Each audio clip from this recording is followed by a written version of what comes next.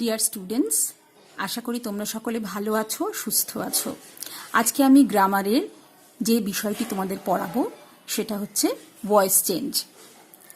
তোমরা জানো ভয়েস মানে কণ্ঠস্বর, কিন্তু আমরা এখানে সেই ভয়েসের কথা পড়াবো না। আমরা এখানে ইংলিশ গ্রামারের যে ভয়েস চেঞ্জ, অর্থাৎ বাংলাতে তোমরা পড়েছো বাচ্য, কর্তৃবাচ্য, কর্মবাচ্য, বাচ্য পরিবর্তন, সেটাই আমরা আজকে পড়াবো ভয়েস চেঞ্জ। অর্থাৎ একটি কথাকে আমরা দুভাবে বলতে পারি। যেমন ধরো আমি যদি বলি আমি একটি চিঠি লিখি, আমি একটি চিঠি লিখি, এই কথাটাকে যদি আমি বলি একটি চিঠি লেখা হয় আমার দ্বারা, অর্থ কিন্তু একই থাকছে, কিন্তু প্রথম বাক্যটির ক্ষেত্রে কে লিখছে না আমি লিখছি, আর পরের বাক্যটির ক্ষেত্রে আমি কাজটাকে গুরুত্ব দিচ্ছি যে চিঠিটি লেখা হচ্ছে আমার দ্বারা। এইটাই voice. Voice is that form of the verb which indicates whether the subject is the actor or doer or he is acted upon by someone. অর্থাৎ যখন ভার্ব বুঝিয়ে দেয় যে কর্তা কাজ করছে নাকি কর্তা দ্বারা কোনো কাজ করানো হচ্ছে, তখন সেটাকে আমরা বলি ভয়েস। যখন কর্তা কাজ করছে, when the subject is the doer or the actor, তখন সেটাকে আমরা বলবো অ্যাক্টিভ ভয়েস। আর যখন কর্তার দ্বারা কোনো কাজ করানো হচ্ছে, when he is acted upon by someone, তখন আমরা সেটাকে বলছি প্যাসিভ ভয়েস। এবার আমাদের যেটা শিখতে হবে সেটা হচ্ছে অ্যাক্টিভ ভয়েস থেকে প্যাসিভ ভয়েসে পরিবর্তিত করা। তোমাদের প্রশ্ন আসবে এভাবে, change the following sentences from the active to passive voice. এবার অ্যাক্টিভ থেকে প্যাসিভ ভয়েসে করতে হলে আমাদের কতগুলো ফর্মুলা বা নিয়ম জেনে নিতে হবে। তোমরা যেহেতু এর আগে টেন্স শিখেছো, সুতরাং ভয়েস চেঞ্জের ক্ষেত্রে কিন্তু টেন্স জানাটা খুবই বেশি গুরুত্বপূর্ণ, কেননা বিভিন্ন ধরনের টেন্সের ক্ষেত্রে ভয়েস চেঞ্জের কিছু ফর্মে পরিবর্তন ঘটে। আগে আমি ভয়েস চেঞ্জের মূল নিয়মটা বলি। ভয়েস চেঞ্জের প্রথম নিয়ম হচ্ছে সাবজেক্ট হয়ে যাবে অবজেক্ট এবং অবজেক্ট প্যাসিভে হয়ে যাবে সাবজেক্ট।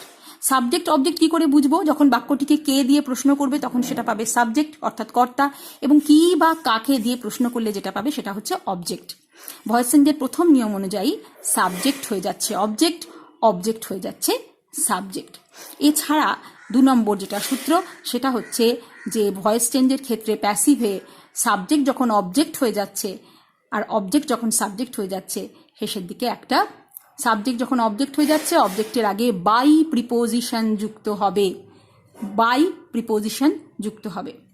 এবার মূল নিয়মের ক্ষেত্রে আসছি, সেটা হচ্ছে যে ভয়েস চেঞ্জের ক্ষেত্রে সাবজেক্টের কিছু পরিবর্তন হয়ে যায়। সাবজেক্ট যখন অবজেক্টে হয়ে যায় তখন অ্যাক্টিভে যদি আই থাকে প্যাসিভ ভয়েসে গিয়ে হয়ে যাবে মি, অ্যাক্টিভ ভয়েসের উই প্যাসিভ ভয়েসে গিয়ে হবে আজ, অ্যাক্টিভ ভয়েসে হি থাকলে সেটা প্যাসিভ হবে হিম, শি হয়ে যাবে হার, দে হয়ে যাবে দেম, ইউ আর ইট এই দুটোর কোনো পরিবর্তন হবে না, এগুলো অপরিবর্তিত থাকবে।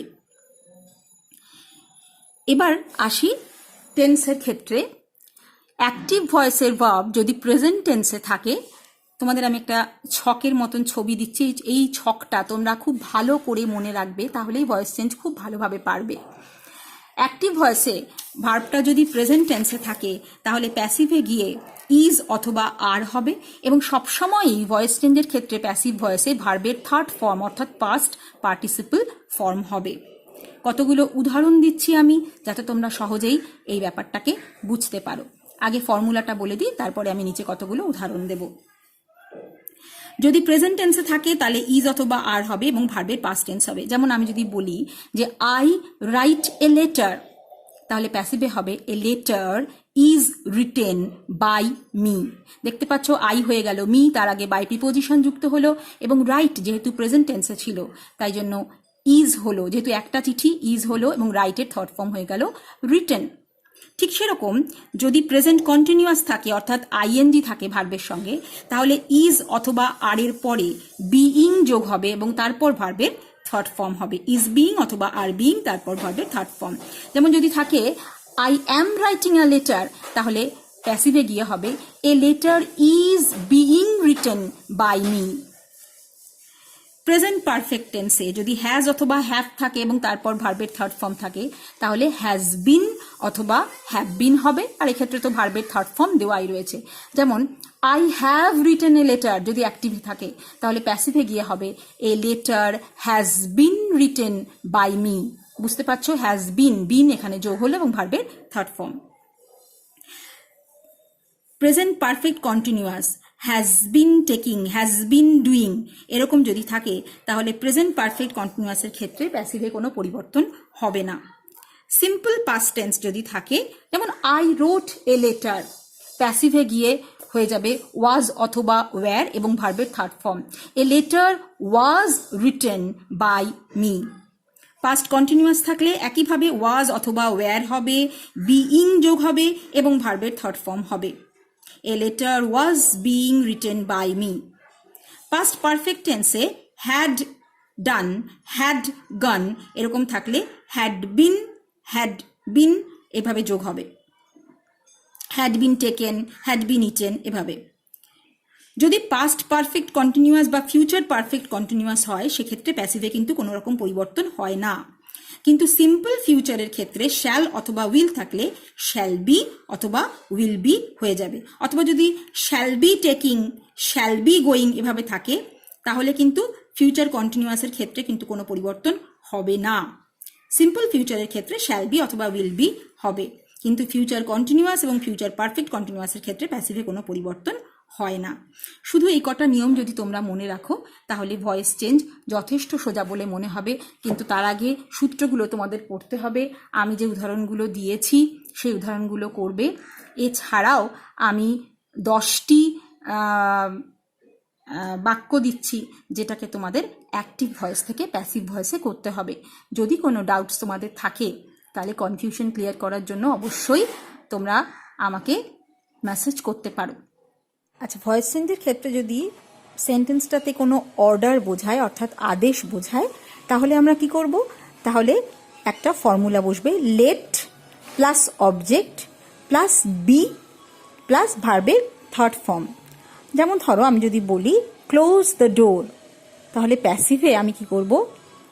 Late the door be shut, let বসালাম, তারপরে অবজেক্ট অর্থাৎ কি বন্ধ করতে বলেছে? দ্য ডোর এখানে অবজেক্ট, তাহলে লেট দ্য ডোর, তারপরে বি যোগ করলাম, বি ক্লোজের থার্ড ফর্ম করলাম। তাহলে যখন অর্ডার থাকবে আমরা let plus object plus be plus ভার্বের থার্ড ফর্ম করব। এছাড়াও ভয়েস চেঞ্জের একটা দিক আছে, যেমন কর্মকর্তৃ বাচ্য যেটাকে আমরা কোয়াসি প্যাসিভ বলি। কোয়াসি প্যাসিভের বিশেষত্ব হচ্ছে এখানে ডুয়ার থাকে না, অর্থাৎ বাই সামওয়ান এই জিনিসটার উল্লেখ থাকে না। অর্থাৎ আমি যদি বলি যে হানি ইজ সুইট, কিন্তু আমি এখানে বলছি না যে হানি টেস্ট সুইট, এখানে কার দ্বারা টেস্ট করা হয়েছে বা কিছু আমি বলছি না। যখন এরম ধরনের বাক্য থাকবে, হ্যাঁ, তখন আমরা কিভাবে করব? তখন আমরা করব honey is sweet when it is tasted. অর্থাৎ এখানে বাই সামওয়ানটা যেহেতু উজ্জ্ব আছে, এগুলোকে বলা হয় কোয়াসি প্যাসিভ, এবং এগুলোর ক্ষেত্রে আমরা এইভাবেই করব। আরও কিছু উদাহরণ দেখলে তোমাদের এই কনসেপ্টটা ক্লিয়ার হয়ে যাবে। আশা করি তোমরা ভয়েস চেঞ্জ ভালো করে বুঝতে পেরেছো। কিছু উদাহরণ আছে সেগুলো প্র্যাকটিস করবে, এই ছকটা ভালো করে মনে রাখবে এবং নিশ্চয়ই তোমরা এগুলো বুঝতে পারবে।